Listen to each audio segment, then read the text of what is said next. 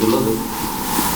Haritada görüldüğü üzere kırmızı ile çizili alan Mezopotamya havzası. Su miktarı %60 oranında 2041-2070 yılları arasında bir azalma. Tatlı su oranı sadece yani mevcut suyun sadece %1'i oranında kullanılır. Yine Dumluca Baraj Göleti 20 milyon metre. Bugün burada Mardin'deki su varlıklarını incelediğimiz, riskleri ortaya çıkardığımız, sorunları tespit ettiğimiz ve buna karşı oluşturduğum çözüm önerilerini konuşmak üzere bir basın toplantısı gerçekleştirdik.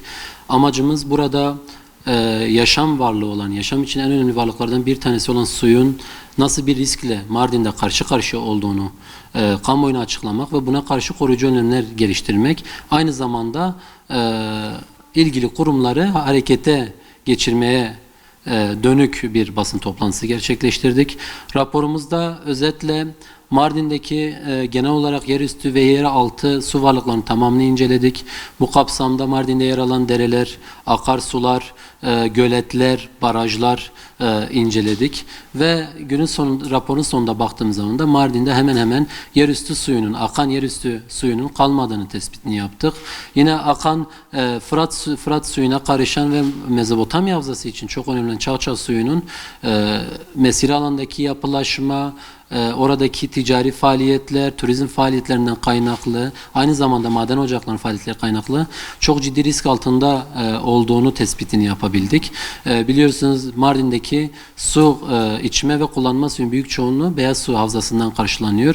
Aynı zamanda bir diğer önemli Savur çayının aslında yazların kuruduğu noktasına geldiğini bile görebiliyoruz. Aslında bütün dereler, akarsular üzerinde yanlış sulama pratikleri, yerleşim yerine atık suların buraya aktarılması, koruyucu önlemlerin alınmamasından kaynaklı kuruma noktasına geldiğini görebiliyoruz. Yine rapor kapsamında yeraltı sularını inceledik ve tarımsal sulamayla bunun ilişkisini kurduk.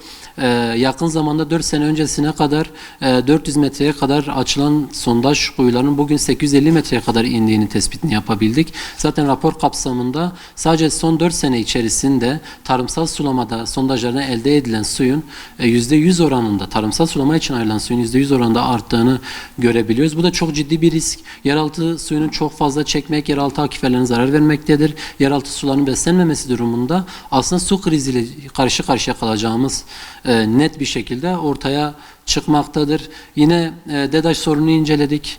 Bildiğiniz üzere her sene karşımıza çıkıyor. Sadece yüksek faturalar, elektrik kesintileri üzerinden DEDAŞ'ı artık değerlendirmiyoruz. Geçen sene 15 insanın hayatını kaybettiği bir katliamla karşı karşıya kaldık ve yerel kurumların, başta Emek Demokrasi Platformu olmak üzere yerel kurumla yaptığı araştırmada, saha çalışmalarında bu yangın 15 insan canını kaybettiği yangında aslında yetersiz altyapıdan, eski direklerden, trafolardan kaynaklı bir şekilde ortaya çıktı.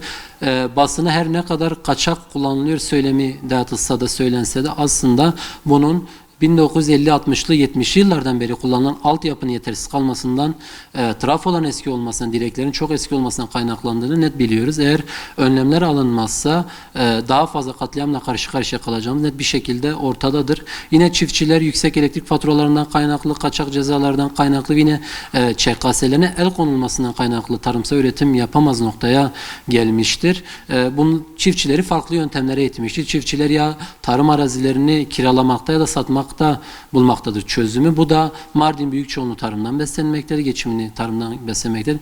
İlerleyen zamanlarda ciddi bir şekilde ekonomik olarak sıkıntı yaşayacağımız da bir gerçektir. Her ne kadar Mardin için Mardin Ceylanpınar ana kanalı çözüm olarak sunulsa da bunun aslında bir belirsizlik olduğu, güvenlik gerekçesi, yetersiz kaynak aktarımından kaynaklı bir sürü bitirilemeyen bir kanaldan bahsediyoruz. Her ne kadar halka bir umut olarak aşılansa da bugün geldi 1997 yılından başlayan bu kanalın sadece 250 bin hektar alanı sulanacak dediği alanın 50 bin hektarının sulandığını görebiliyoruz. Bu da çok ciddi bir sıkıntı. Aslında bunun da çözüm olmayacağını biliyoruz. Çünkü endüstriyel tarım tek seçenekmiş gibi dağıtıyor. Endüstriyel tarım Türkiye'deki diğer ovalar ve dünya örneklerinden bildiğimiz üzere endüstriyel tarımı bitiren, çok fazla su tüketen şeyleri kullanmaktadır. Tarım ürünlerini kullanmaktadır. Bu da küçük çiftçiliği öldüren, monokültüre yönlendiren, ekosistemi yok edilen, ekolojik dengeyi tahrip eden bir noktadadır. Biz bütün bu sorunlara karşı çözüm önerileri sunduk. Bu çözüm önerilerinin hepsi bilimsel veriler ve uluslararası raporlar ışığında gerçekleşti.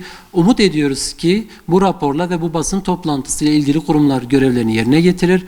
Mardin için Su Politikaları Kurulu başta olmak üzere, master planları olmak üzere, havza bazlı yönetim planları hazırlanmak üzere gerekli çalışmalar başlatılır. Biz TÜMOB olarak da bu çalışmalarda sadece hazırladığımız raporda değil, biz sonraki çalışmalarda yer alacağımızın garantisini verebiliyoruz. Çok teşekkür ediyoruz. Hem yıllarca tarihsel olarak su varlıkları kullanması üzerinden bereketli tarımın yapıldığı